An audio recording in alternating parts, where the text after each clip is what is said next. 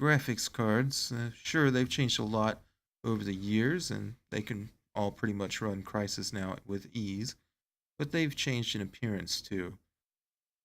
Thankfully, it's still a long held tradition that the retail box have some kind of cool ass artwork on it. Sometimes the artwork is awesome, sometimes it's just weird. Let's take a look at some box art from various cards, and I'll show you some of my favorites at the end. Okay, so we're starting out with cards that try to cash in on sex appeal. And I group these together because they feature some kind of hot, well endowed lady type. Now, sexualized marketing has always been a thing, so don't think less of me for including these. Now, back when this type of box art was popular, it was pretty normal to see these graphics end up on the GPU cooler as well. Now, I don't see any manufacturers doing this anymore, though.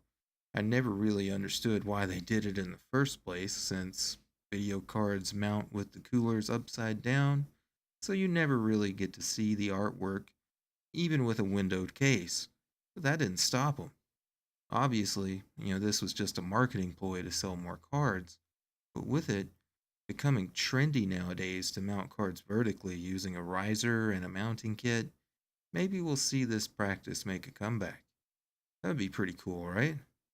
Now, next up, we'll be taking a look at art that isn't really a category or anything. I'm just calling it the WTF category because that's what a lot of it made me think.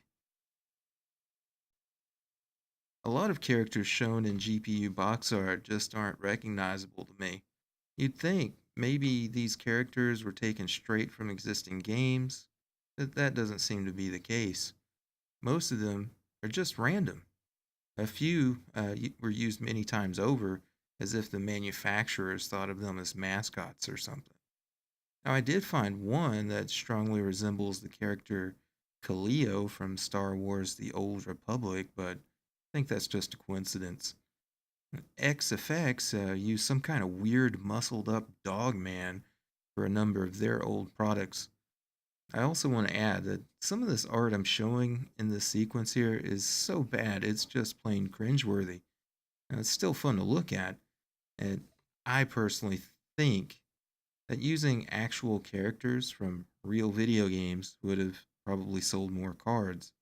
But I'm sure there's some cards out there that use real characters. I just couldn't think of any, and I couldn't find any during my web search. But I did find one card with some Doom 3 art.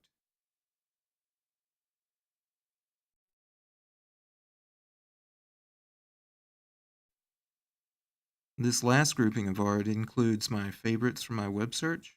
Now, first up, these images aren't really special or anything except maybe to fans of the Old Republic, and I thought that this character used in this box art strongly resembled Kaleo from the Star Wars MMO. Now, I know it's only a coincidence, but what do you think? Is it just me, or does this look a lot like her? Please let me know down in the comments. I also found a very cool card with a Doom 3 graphic on it. I think it might be fun to track this card down and find out how well it actually runs Doom 3. Now there's a cool Jokerish looking guy, and I'm not sure where. I think I've seen it before. I just can't figure it out. And these last images are from the old Voodoo 3D effects lineup. Now 3D effects seem to have this weird thing for eyes, as these boxes prominently show a pair of eyes that appear to be looking out at you.